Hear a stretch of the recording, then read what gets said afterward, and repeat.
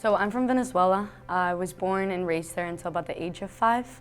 I also have 2 older brothers. They were also born there, and we decided to move here to pursue that American dream. My dad went to school here, and he had always dreamed of raising a family in the U.S., and so again, by the grace of God, we were able to make that happen.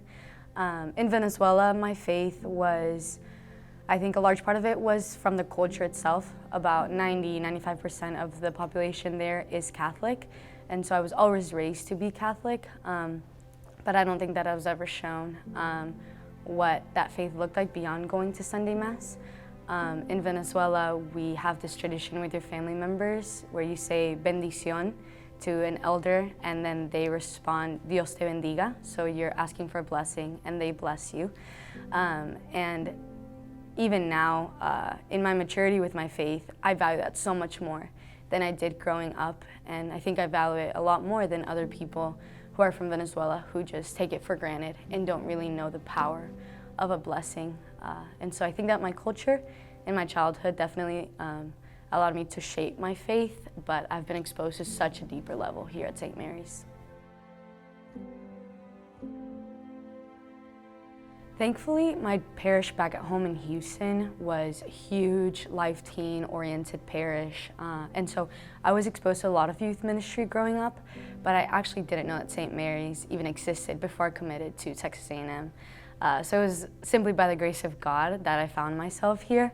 I remember I was touring campus one day, and my family and I were headed back to Houston, and my mom just made the suggestion of going to daily Mass. So we looked up like Catholic parishes in College Station, and we found St. Mary's. And just when I walked into daily Mass and I saw that, not only was it packed with students, but that the students were like the extraordinary Eucharistic ministers and were the ones singing in the choir, I was in love with the community, even though I didn't even know anybody, in love with the faith at Texas A&M simply by seeing the reverence that the students had and the participation that they showed me that day, not even as a college student yet.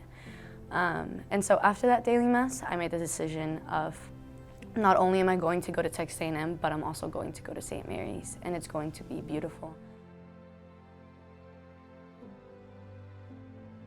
So I did John 15 as a freshman, and I found some of my best friends through that ministry.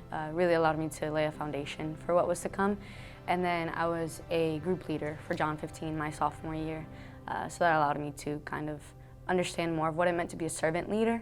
And then I've also participated in choirs both years, and that's just been such a unique experience. I sang back at home in my home parish, but again, singing here and being able to be a leader in that as well has been so fruitful. There's a lot, but when I was thinking about this question recently, I just came back to the Eucharistic procession that we had a couple of weeks ago.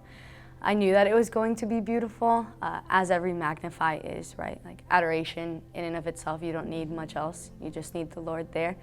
But there was something about being able to process all over campus with such a large community that was anything beyond what I had expected that night to be.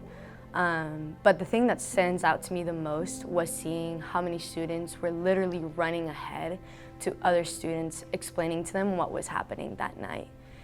There was no better than thou attitude. There was no separation, no ignorance there.